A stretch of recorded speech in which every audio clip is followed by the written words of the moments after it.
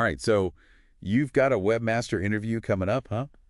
Feeling a little, I don't know, overwhelmed. Yeah, it's a lot to prepare for. It is, right. All the possible questions and technical details, where do you even begin? That's what we're diving into today using RoleCatcher's guides. Not just the usual questions, though. Right. We're going to uncover those hidden gems, the stuff that'll really make you shine in the interview. Show them you're not just some code monkey, you're a true webmaster. Exactly. Because technical skills, I mean, those are important, but it's just the starting point, you know? So true, so true. What sets someone apart? It's that critical thinking, good communication, creative problem solving. And that's what we want to help you show off. Exactly. So let's jump right in. Imagine you're in the hot seat. Interviewer says, what inspired you to become a webmaster? What's your approach? This is where passion takes center stage. They don't just want a list of skills, they want to see your genuine love for the web. So ditch the generic, I like computers response, huh? Definitely.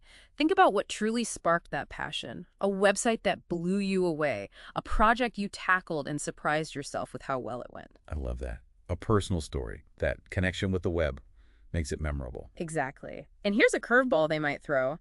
What aspect of web mastering excites you the most right now? Keeps it current, right? Shows you're evolving. Yeah, it shows you're engaged, always learning, just like the web itself. So think about some recent trend or development you're excited about. Be ready to explain why. Precisely. Show them you're not just keeping up, you're helping shape the future of the web. Okay, passion question, check. Let's get practical. How do you stay up to date with the latest web development trends? This one's all about continuous learning. They want to see you're going beyond what you learned in school or your last job. So how do I prove that? I read a lot. A bit vague, isn't it? A bit, yeah. Name specific resources, blogs, forums, podcasts, even influencers you follow.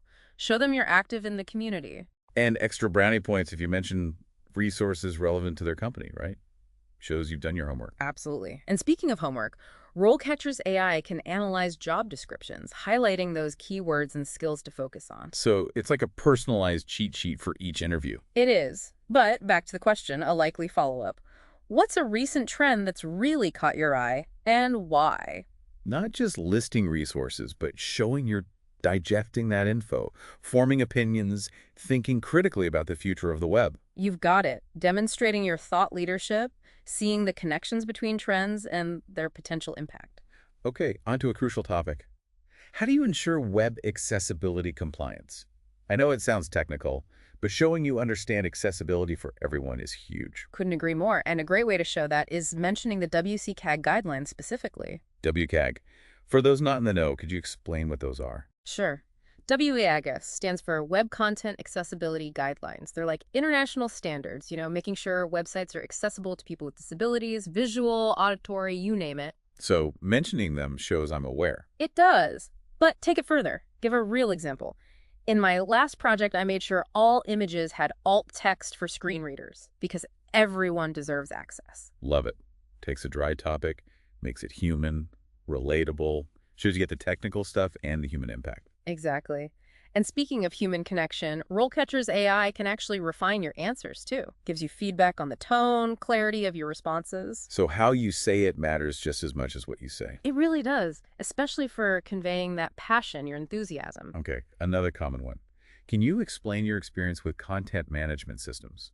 I bet most people just list off platforms. That's the trap. Instead, tell a mini success story. So instead of I've used WordPress, it's when I redesigned X website using WordPress, traffic went up by Y%. You got it. Quantifiable results. Impress them. Shows you don't just use CMS platforms, you use them to get things done. Shows you understand the link between your technical skills and the impact on their goal. Exactly. You're not just a technician, you're a problem solver. That's gold. Speaking of problem solving, this one often trips people up. How do you optimize website performance? This is where your technical chops shine, but make it relatable. Think about the user waiting forever for a page to load. That's why I always prioritize. And then you fill in the blanks with your approach. So image optimization, code minification, things like that. Precisely. Framing it around the user experience shows you get it. It's not just about metrics. It's about a positive experience for everyone who visits. That user-centric approach, that's crucial. You know it. And remember that point from the career guide. Hands-on experience is key, especially when you're starting out. Build your own websites, even if it's just for fun. Shows initiative, that passion again. Not just waiting for a job, you're creating opportunities. Exactly. And that ties into another point the guide makes: never stop learning. As you move up, specialization becomes more important.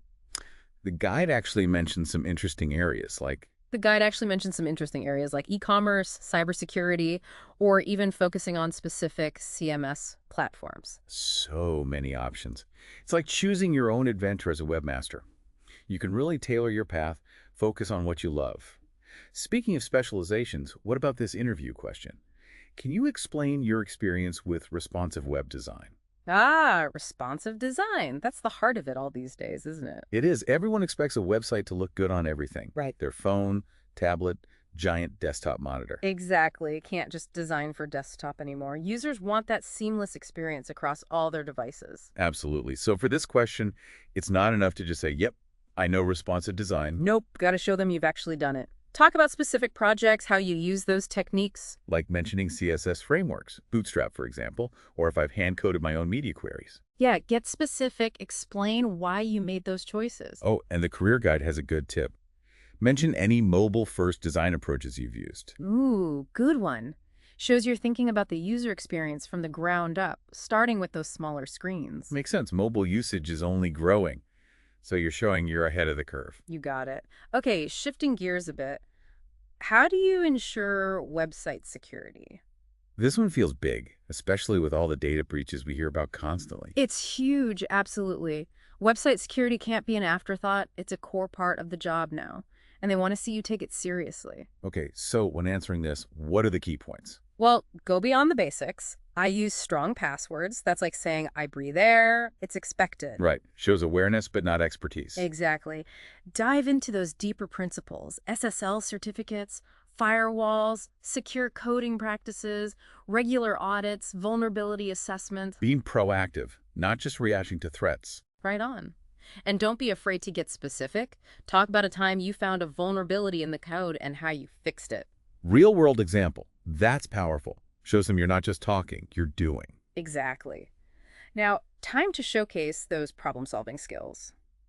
Can you provide an example of a particularly challenging project you've worked on? Classic interview question. It's all about that story, highlighting how you overcome obstacles. And remember what the career guide said: build a portfolio. Having those tangible examples can really make a difference. Actions speak louder than words, right? You know it. And when telling this story, don't just describe the project. Walk them through the challenges, the decisions you made, how you achieved success. Turning the interview into a mini case study, showing off your critical thinking under pressure. Love it. Okay, let's talk data. Can you explain your experience with website analytics? Data. The heart of making smart decisions. This is where you show you're not just tech savvy, but also a data geek. I'm guessing saying I've used Google Analytics isn't going to cut it. Nope. Everyone's used Google Analytics. Talk specifics, metrics you tracked, insights you gained, actions you took based on the data. So, for example, I saw a high abandonment rate during checkout in Google Analytics. Implemented A/B testing, streamlined the process, boosted conversions by 15%. Now you're talking. Showing them you understand how to use data to make things happen, get real results. It's about showing you're not just collecting data, you're using it to make the website better, achieve those goals. Exactly. All right, let's shift to teamwork. How do you collaborate with other teams, like designers and developers? This is about those soft skills, just as important as the technical side. Absolutely. Web development is rarely a solo thing. You need communication, idea sharing, working together towards that common goal. And this question gives you a chance to prove you can do that. Right. Give specific examples, how you worked with designers, developers, content folks, everyone, to deliver those awesome web projects. Mentioning tools like Trello or Asana, or talking about regular team meetings to keep everyone in the loop. Yes. It's all about showing you not only work in a team, but you actually thrive in that environment. I remember that great tip from the career guide.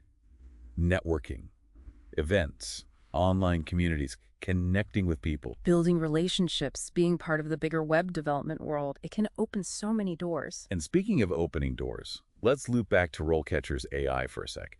We talked about how it analyzes those job descriptions, finding the key skills. Right, like a secret weapon for tailoring your answers perfectly. But it goes further. You can actually practice your answers with it, get personalized feedback. So it's not just what you say, but how you say it too. Exactly. That kind of preparation, that can make all the difference. Absolutely. Okay, on to a tricky one. What are your salary expectations? This is where the career guide comes in clutch with some great advice. Okay, I'm all ears. What does it say? First things first. Research. Know your worth. Websites like Glassdoor, salary.com, that sort of thing, to get a general idea for webmaster roles in my area. Exactly. But also consider the specific company. A startup versus a big corporation, they might have different budgets. So look at their website, LinkedIn, even news articles to get a feel for their financial situation. You got it. Shows you've done your homework, not just throwing out a random number. It's about showing you're serious, you've thought about it carefully. Exactly. And once you have an idea of the range, the guide recommends giving a range, not a specific number. So instead of, I want $75,000, it's more like, I'm expecting between $70,000 and $80,000, Yeah. depending on the responsibilities and benefits. Perfect. Gives you flexibility, shows you're open to discussion. It's not just about the money. It's about the overall package, the opportunity itself. You know it. Oh, and another tip. Be ready to explain why you're asking for that range. So if they ask, why are you looking for X amount? Hmm. I need to back it up with my skills, experience, accomplishment. Exactly. That portfolio, your interview prep, all comes into play here. Show them what you're worth. And don't forget those soft skills, communication, problem solving. Those are valuable too. You bet. Now let's face it, this question can be tough. What are your weaknesses? Feels like a trap, but it's a chance to show self-awareness. Okay, so how do we tackle this one? Honesty, but be strategic. Don't pick a weakness crucial to the job. If you're applying for a webmaster role, don't say, I'm terrible at coding. Right, not exactly inspiring confidence. Nope. Pick something you're actively working on improving. I sometimes struggle with public speaking, but I'm taking a course to get better. Shows you're aware of your shortcomings, but you're proactive about it. Exactly. And by the way, RoleCatcher's AI can actually help you identify potential weaknesses too. No way. So it's like a career coach, pinpointing areas for improvement. It is. Helps you see those blind spots and work on them. That's pretty awesome. Eh. All right, another toughie. Tell me about a time you failed. Even harder than the weakness one, but it's about resilience, right? It is. Choose a failure you learn from and frame it positively. Not dwelling on the negative, but showing how you turned it into a learning experience. Exactly. Maybe a website project that went sideways. What mistakes did you make? What did you learn to become a better webmaster? Showing you're not afraid to fail, but you use it to grow. Exactly. Now, thinking long term, where do you see yourself in 5 years? This one's about ambition, right? Yeah. Showing them you're committed. And the career guide says, align your answer with the company's goals. So, research their plans for the future, their direction. Yep. If they're expanding internationally, maybe you talk about leading international web development. Showing you're thinking ahead, invested in their success. Right.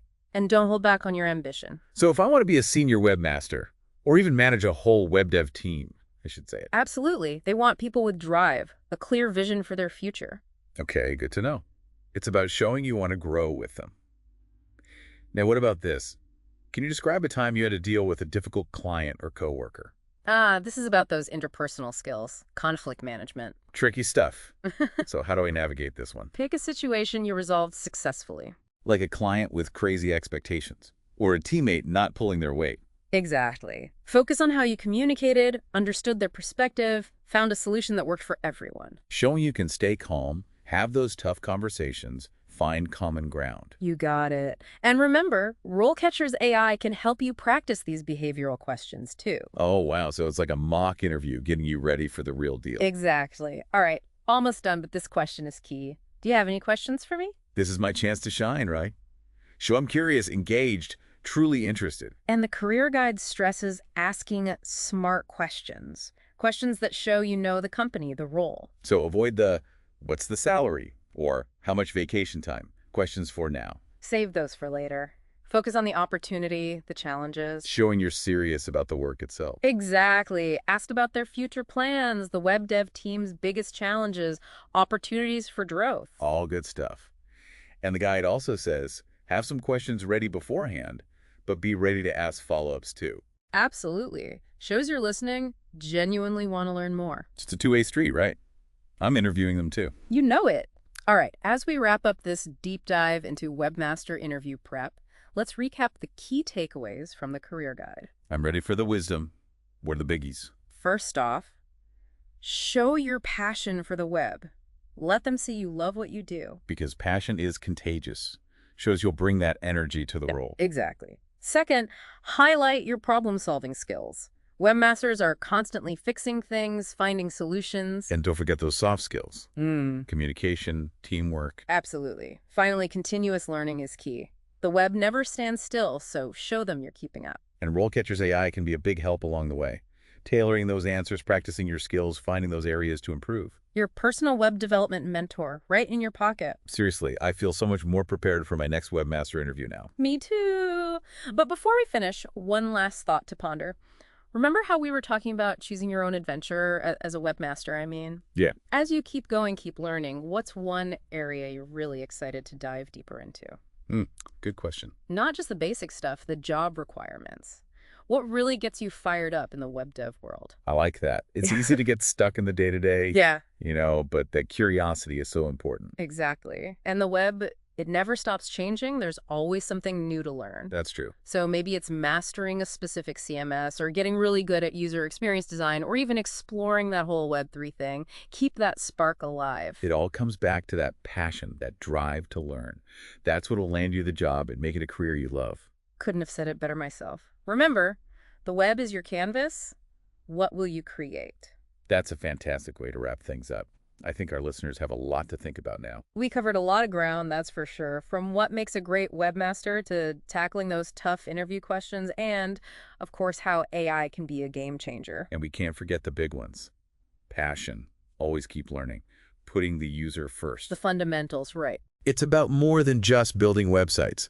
It's about creating those experiences that people love, that inform, that engage. That's what makes it all worthwhile. Couldn't agree more. It's been fun. It has.